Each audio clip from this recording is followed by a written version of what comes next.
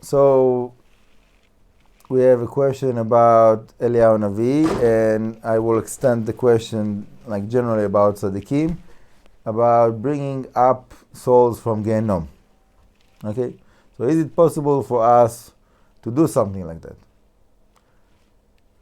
Good question.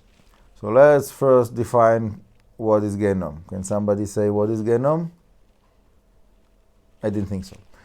So when the definition of what is Gehenom is not clear, so it's very hard to get there, to bring someone from there when you don't know where you're going. So you can't really get to anywhere. So the first thing that I would suggest is to define like what is the structure of the spiritual realms. By the way, there is many people that think that Gehenom and Gan Eden are physical places. Yeah, you walk with your feet, and you get to a place that is very hot, and you have a big sign, "Welcome to Gehenom." Okay, fine. If that's what you want to hold in your mind, I think it's a little bit childish, but could be. I can't argue with that.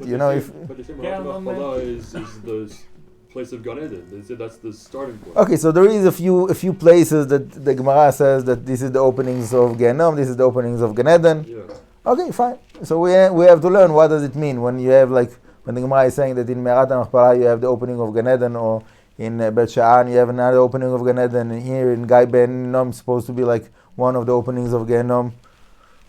Okay, fine. Whatever, I'm not going to argue with anyone that he wants to stay with this like simple understanding, because for some people, if you take that from them, so it's like you're pulling the carpet under their face, and they left with nothing, and that will be a shame.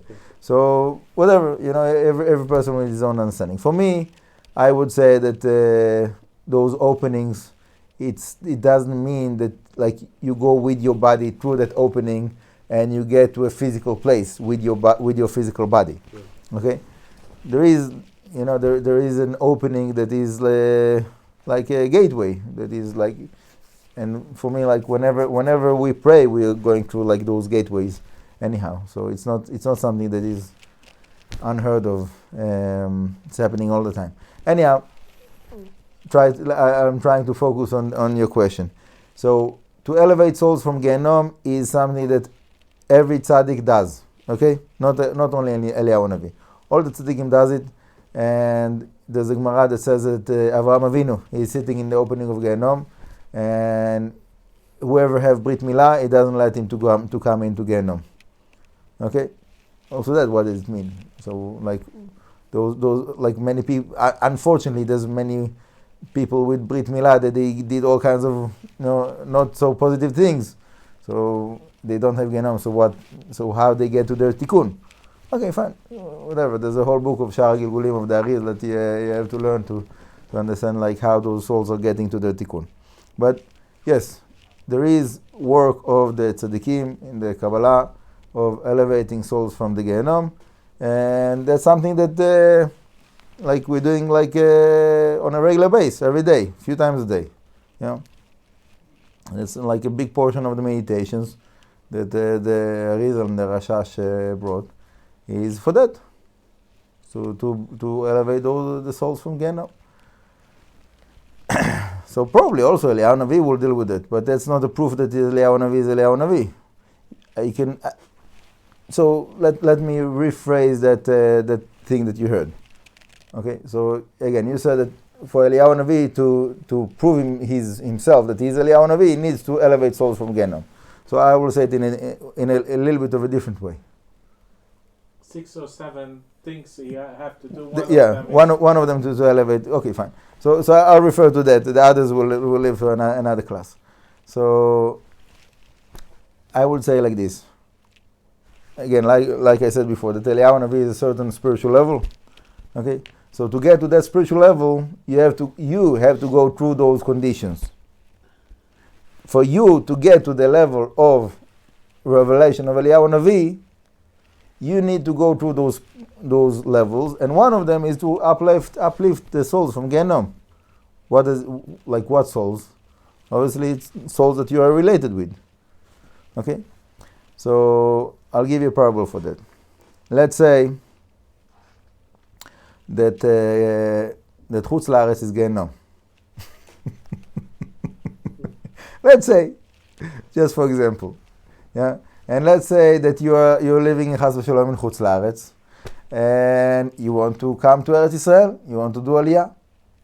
That's very good, very nice. But you have a problem. You have family there. You have responsibilities, parents, business, this, that, all kinds of different things.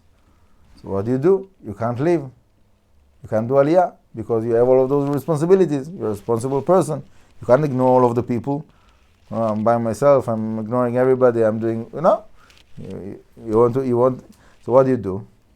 You have to somehow bring all of them with you, right? Otherwise, you can't do it. You can't do Aliyah. So you have to make all kinds of arrangements that everybody will do Aliyah, right? So that's the physical. So now let's go back to the spiritual. We are, in a certain way, certain part of our being is in Gehenom, okay? Right now, unfortunately. So that part of yourself that is in Gehenom, you want to elevate it. You need it. You need you need all of those parts of yourself to be with you. You want to get to higher levels of spirituality. If you're stuck in Gehenom, can't do it. So you have to gather yourself. You have to bring all of those different parts together, unite them, connect them, and pull everybody together to be elevated. Otherwise, can't move, stuck. Okay, so that's my interpretation to that quote that you brought. Yeah. Yeah.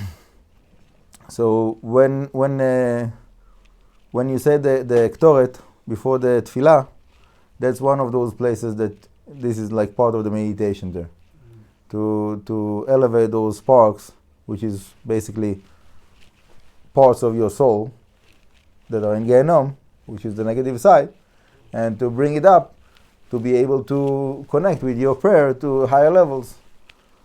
Okay? So every time you do before your tefillah, you can meditate on that. Zod Hashem.